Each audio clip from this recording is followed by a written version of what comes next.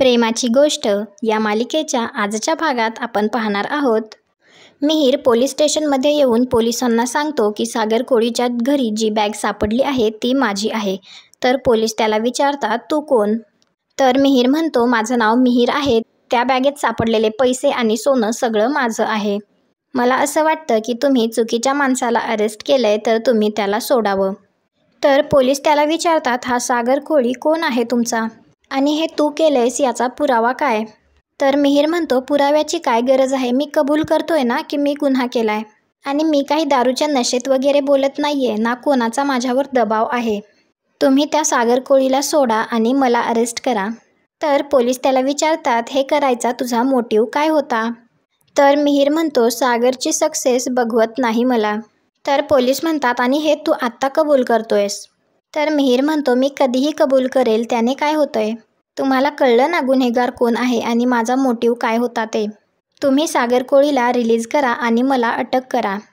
तर पोलीस मिहीरला अलीकडे घेऊन येतात आणि सागरला बाहेर काढण्यासाठी सागरला म्हणतात, चला चला बाहेर निघा, खऱ्या गुन्हेगाराने गुन्हा कबूल केला आहे.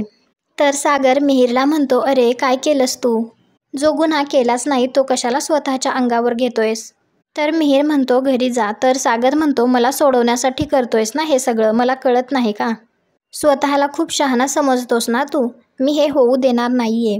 त्यावेळी सागर पोलिसांना बोलावून त्यांना म्हणतो, याने काहीही केलं नाहीये, खोटं बोलतोय हा, याला जाऊ देत. तर पोलीस त्या दोघांना गप्प करतात आणि म्हणतात, तुमचा इमोशनल ड्रामा बंद करा, नाही तर तुमच्या दोघांना पण आतमध्ये टाकेल. तर मिहीर म्हणतो, दादूस वाद घालू नकोस, सगळ्यांच्या भल्यासाठी हेच बरोबर आहे. तर मिहीरला आतमध्ये टाकलं जातं. तर सागर पोलिसांना म्हणतो, तुम्ही कोणीही काहीही सांगितलं तर विश्वास ठेवता का? तुम्ही खऱ्या गुन्हेगाराला शोधा ना. तर पोलीस त्याच्यावर ओरडतो आणि म्हणतो, तुम्हाला एकदा सांगितलेलं कळत नाहीये का? तर सागर मिहीरजवळ येऊन त्याला म्हणतो, मिहीर, एकविरा आईची शपथ, मी तुला जेलमध्ये राहू देणार नाही.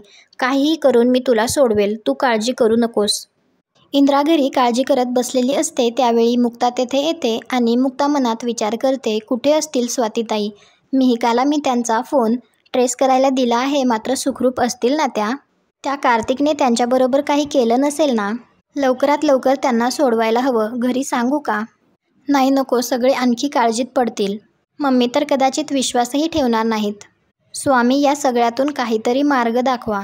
त्यावेळी बापू इंद्राजवळ येतात आणि इंद्राला विचारतात, एवढा कसला विचार करतीयस? मला माहिती आहे आपण सगळे सागरच्या काळजीत आहोत, पण तू जास्त विचार नको करूस. तुला माहिती आहे ना, शेवटी कोळी आहे तो आणि कोळ्यांच्या पोरांना असल्या संकटांची सवय असते. काही नाही होणार त्याला. तू तयारीला लाग आणि आज त्याच्या आवडीचं कोळंबीचं कालवण आणि चिंबोरी बनव. तर इंद्रा म्हणते, बरोबर आहे तुम्ही म्हणताय ते, सागऱ्याच्या आवडीचं जेवण बनवते मी. स्वाती कुठे आहे? आणि स्वातीला आवाज देते आणि ती मुक्ताला विचारते, तू स्वातीला बघितलंस का? तर मुक्ता म्हणते, त्या इथे आत असतील ना कुठेतरी. त्याचवेळी मुक्ताला वकिलांचा फोन येतो. तर ती खूप खुश असते. फोन ठेवल्यानंतर ती इंद्रा आणि बापूला सांगते, सागर सुटलेत, ते घरी येत आहे. तर हे ऐकून सगळ्यांना खूप आनंद होतो. तर बापू म्हणतात, मी तुला सांगितलं होतं ना, कोळ्याचा पोर आहे तो, काही नाही होणार त्याला. तर इंद्रा म्हणते, सुनबाई, देवीसमोर साखर ठेव. इकडे सावनीला कळतं की सागर जेलमधून सुटला आहे. तर हर्ष विचारतो, काय झालं? तर सावनी म्हणते, सागर जेलमधून सुटला. तर हर्ष म्हणतो, कसा काय? तर सावनी म्हणते, तेच कळत नाहीये मला, हा जेलमधून कसा सुटू शकतो? सागरच्या घरी मात्र सगळे तयारी सुरू असते. सगळे खूप आनंदात असतात आणि ते सगळे सागर घरी येण्याची वाट पाहत असतात. त्यावेळी बापू तेथे येतात आणि ते म्हणतात, सुनबाई, सागर घरी आला की त्याला ओवाळायला तू पुढे हो. तर इंद्रा म्हणते, ती कशाला? तर बापू म्हणतात, ती त्याची लग्नाची बायको आहे. तर इंद्रा म्हणते, आणि मी त्याला जन्म दिलेली आई, मीच ओवाळणार. तर मुक्ता म्हणते, ठीक आहे बापू, मम्मीच ओवाळतील, मम्मीचं बरोबर आहे ना? तर बापू म्हणतात, बघितलंस, अशी सून मिळायला नशीब लागतं, नशीब. नाहीतर आजकालच्या सुना सासूला गाडीत पुढच्या सीटवर सुद्धा बसू देत नाहीत. तुझी सून तुझा सगळा मान करते. अगं आता तरी हास. त्याचवेळी सागर घरी येतो. तर इंद्रा आणि मुक्ता दोघी मिळून त्याला ओवाळतात. आतमध्ये आल्यानंतर बापू सागरला म्हणतात, तुला भूक लागली असेल ना, तुझ्या आईने आज फक्कड बेत केलाय. आज घर कसं भरल्यासारखं वाटतंय. तर इंद्रा म्हणते, आई, एकविरेनं माझं गाऱ्हाणं ऐकलं. तर बापू म्हणतात, फक्त तुझंच नाही, सुनबाईंचं सुद्धा ऐकलं. ती पण कधीपासून म्हणत होती आज माझा सागर नक्की घरी येणार. तर बापू त्याला विचारतात पण हे सगळं झालं कसं? तर सागर सगळ्यांना सांगतो मी जेलमधून सुटलोय आणि मी तुमच्या सगळ्यांसमोर आहे कारण माझ्यावरचे आरोप मिहिरने स्वतःवर घेतलेत. माझ्यासाठी तो स्वतः जेलमध्ये गेला. तर मुक्ता म्हणते हे काय बोलताय तुम्ही सागर? मिहिरने आपल्यासाठी किती काही काही केलंय. मिहिर तुमच्यासमोर प्रत्येक वेळी ढाल बनून उभा राहिलाय. आपल्याला त्याला वाचवावं लागेल सागर. काहीही करून त्याला लवकरात लवकर बाहेर काढावं लागेल. तर सागर म्हणतो अर्थात आपल्याला काहीतरी करावं लागेल. त्याला जेलमधून बाहेर काढल्याशिवाय मी शांत बसणार नाहीये. त्यानंतर सागर वकिलांना फोन करतो आणि म्हणतो कुठे आहात तुम्ही? कधीपासनं फोन करतोय मी. तर वकील म्हणतो मी ड्राईव्ह करत होतो सॉरी सर. तर सागर सांगतो मिहिरने माझा गुन्हा स्वतःवर घेतलाय आणि तो जेलमध्ये आहे. काहीही करा पण त्याला बाहेर काढा. सागरने फोन ठेवल्यानंतर मुक्ता तेथे येते. तर सागर म्हणतो असाच आहे हा मुलगा. मागचा पुढचा काहीतरी विचार करायचा ना.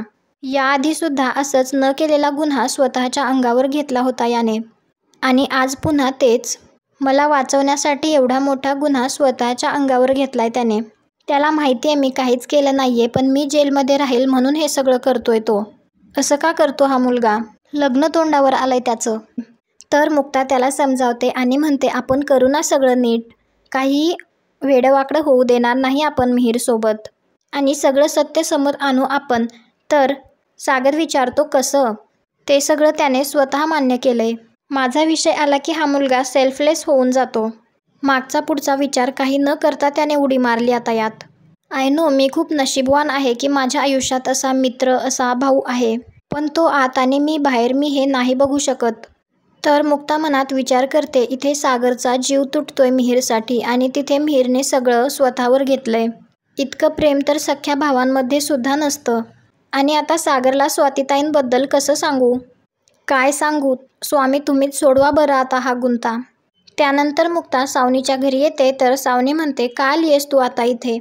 तर मुक्ता म्हणते जाब विचारायला आलीये. अजून किती नात्यांचा बळी देणार आहेस?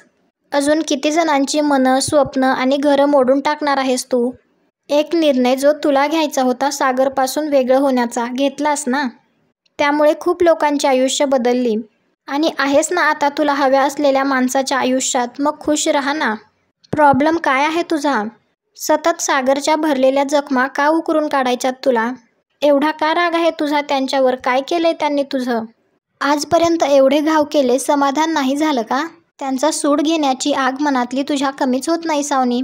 पण तुला लक्षात येतंय का सावनी कित्येक वेळा तू त्या सुडाच्या आगीमध्ये स्वतः होरपळून निघतेस आणि तुझी माणसं त्यात होरपळून निघतात. तर सावनी म्हणते ओरडायची गरज नाहीये आणि तसंही तू काय बोलतीयेस ते मला कळत नाही. तर मुक्ता म्हणते कळणार पण नाही कारण सागर का सुटलेत या पलीकडे दुसरा कुठला विचारच येत नाही तुझ्या मनात. तर मुक्ता म्हणते सागर सुटलेत कारण सागरला सोडण्यासाठी कोणीतरी त्याच आगीमध्ये परत उडी घेतली.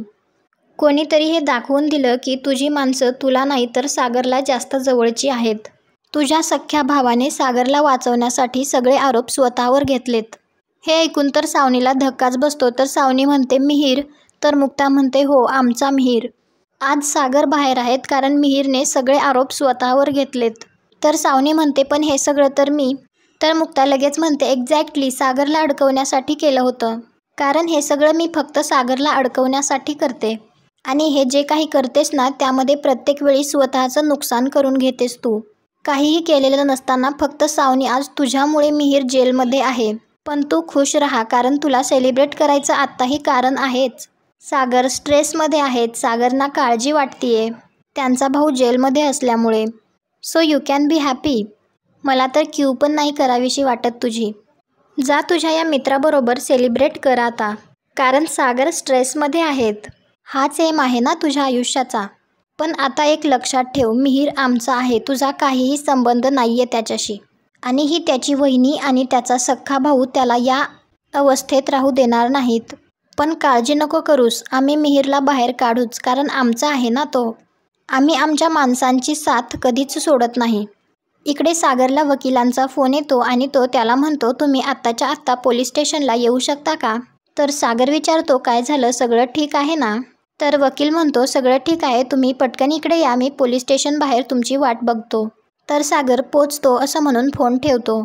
इकडे सावनी हर्षला म्हणत असते आपल्याला लवकरात लवकर मिहिरला जेलमधून बाहेर काढायला हवं. तर हर्ष म्हणतो का? तर सावनी म्हणते का म्हणजे? भाऊ आहे तो माझा. तर हर्ष हसतो आणि म्हणतो तो तुझ्यापेक्षा जास्त त्या सागरचा भाऊ आहे आणि हे वेळोवेळी सिद्ध केलंय त्याने. तो तुला बहीणही मानत नाही, मग काय घेणं देणं आहे तुला त्याचं?